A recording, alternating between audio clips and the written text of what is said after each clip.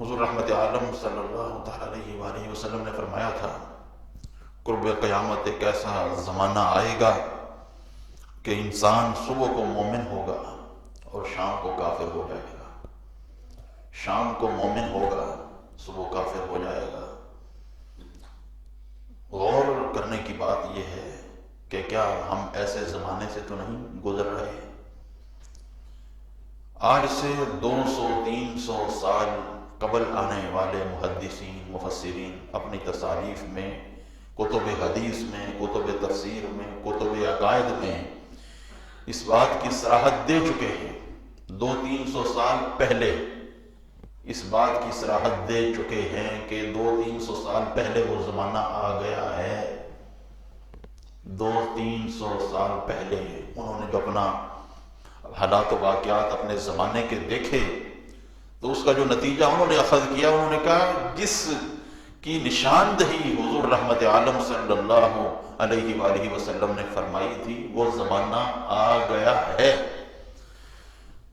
تو پھر غور کریں کہ اگر 200-300 سال پہلے والے محدثین و مفسرین یہ کہہ رہے ہیں کہ یہ وہی زمانہ ہے جس کے بارے میں حضور نے کہا صبح کو بندہ مومن ہوگا، شام کو بندہ کافر ہو جائے گا، شام کو مومن ہوگا اور صبح کافر ہو جائے گا، اگر 200-300 سال پہلے یہ معاملہ ہے تو پھر آج کبھی ترین صورتحال ہے، کیونکہ جیسے جیسے قیامت قریب ہے ویسے ویسے فتنوں کا بازار بڑھ رہا ہے، ہر لحاظ سے فتنے، ایمان پر بھی حملہ ہو رہا ہے، اعمال پر بھی حملہ ہو رہا ہے، عقائد پر بھی حملہ ہو رہا ہے، نئی نئی بولیاں۔ پہلے تو جو بدترین عقائد کے حامی لوگ تھے وہ اپنی بد عقیدگی پھیلاتے تھے تو ایک محدود دائرے میں رہتی تھی، جس علاقے میں ہوتے تھے جو ان کو سننے والے ہوتے تھے وہاں تک بات پہنچتی تھی۔ لیکن آج تو زمانہ یہ ہے مشرق سے کوئی بندہ بات کر رہے تو مغرب میں اسی سیکنڈ مغرب کو یہ پہنچ جاتی ہے، اسی لمحے مغرب میں پہنچ جاتی ہے، یعنی کوئی فکر جو ہے وہ کسی کی کوئی اپنانا چاہے تو اس کو دیر نہیں لگتی۔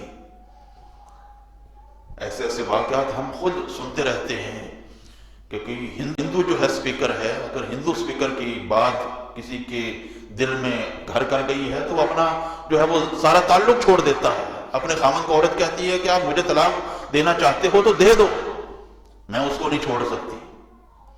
تفکرات اس طرح آبزرو کیے جا رہے ہیں، اس طرح لوگوں کے ذہنوں میں غالب ہو رہے ہیں۔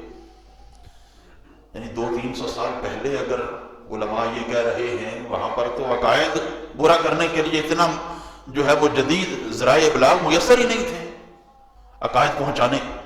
بد عملی تو ٹھیک ہے، بد عملی کی وجہ سے انسان کافر نہیں ہوتا، لیکن بد اعتقادی ایسی چیز ہے جس سے بندہ دائرہ اسلام سے محروم ہوتا ہے۔ الحاد کا فتنہ اللہ کے وجود پر ہی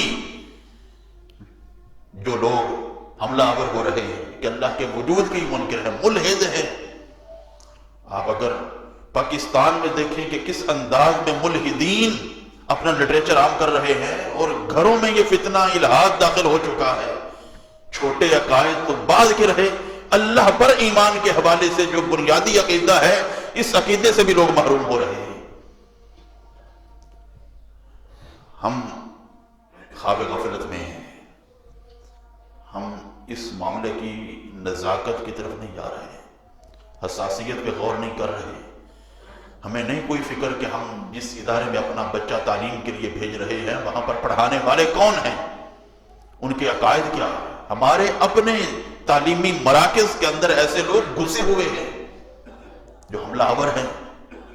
یہ جو ہمارے ایک فروعی قسم کے اختلافات ہیں وہ تو ایک الگ بات ہے، نماز میں بھی رفع یدین کرنا ہے یا نہیں کرنا، یہ بحثیں بھی وہ چلتی رہتی ہیں، ان بحثوں سے تو کوئی ایمان کفر کا مسئلہ نہیں بن جاتا۔ جو رفع یدین کے ساتھ نماز پڑھ رہا ہے اگر وہ بندہ یہ سمجھتا ہے کہ وہ جو رفع یدین والے دلائل ہیں ان کے اندر تقویت ہے، وہ راجح ہے تو ٹھیک ہے وہ کرے، اس کے اندر کیا حرج کی بات ہے۔ جو نہیں سمجھتا وہ نہ کرے۔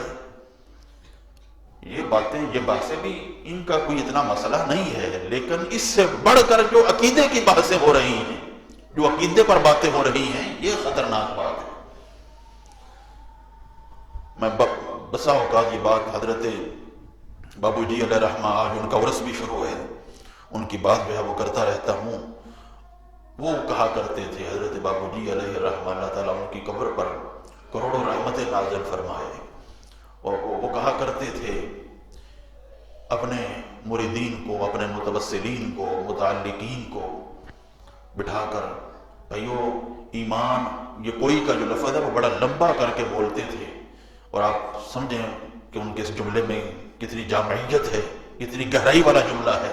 وہ کہا کرتے تھے ایمان کوئی سلامت لے ویسی، ایمان کوئی سلامت لے ویسی۔ یہ جملہ وہ اپنے زمانے کے واقعات، اپنے زمانے کے حالات کو دیکھ کر بولتے تھے۔ یہ کن کے بارے میں بولتے تھے؟ یہ کافروں کے بارے میں بولتے تھے کہ وہ سلامت نہیں لے کر جائیں گے، ان کے پاس تو ایمان ہے ہی نہیں، وہ ایمان سے تو محروم ہیں۔ یہ وہ متنبع کرتے تھے ان لوگوں کو جنہوں نے یا ایھا الذین آمنوا کا جو قلادہ اپنے گلے میں ڈال لیا ہے، جو مومن ہیں، ان کے بارے میں یہ کہا کرتے تھے، یعنی اپنے ایمان کی کہا کرتے تھے فکر کرو، ایمان سلامت رکھنا بڑا مشکل ہے۔ تو اگر بابو جی علیہ رحمہ ان کا یہ موقف تھا اپنے زمانے کی بدعقیدیوں کو دیکھ کر، بد عملیوں کو دیکھ کر، تو پھر آج کہاں زمانہ پہنچ چکا ہے؟ آج ہم اتنے بے خبر کیوں ہو گئے ہیں؟ اتنا اس کو لائٹلی کیوں لے رہے ہیں مسئلہ ایمان کو؟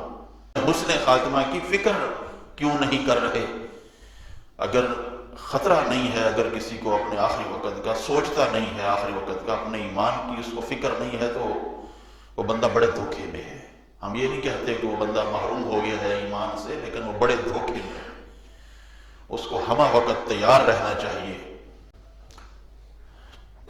اللہ رب العزت حضور رحمت عالم صلی اللہ تعالیٰ علیہ وآلہ وسلم کی عظیم نعمت کے تصدق سے جس کے پاس بھی ایمان کی دولت ہے، اسے ایمان کی حالت میں دنیا سے اٹھائے، ایمان کی نعمت کے ساتھ ہی دنیا سے اٹھائے۔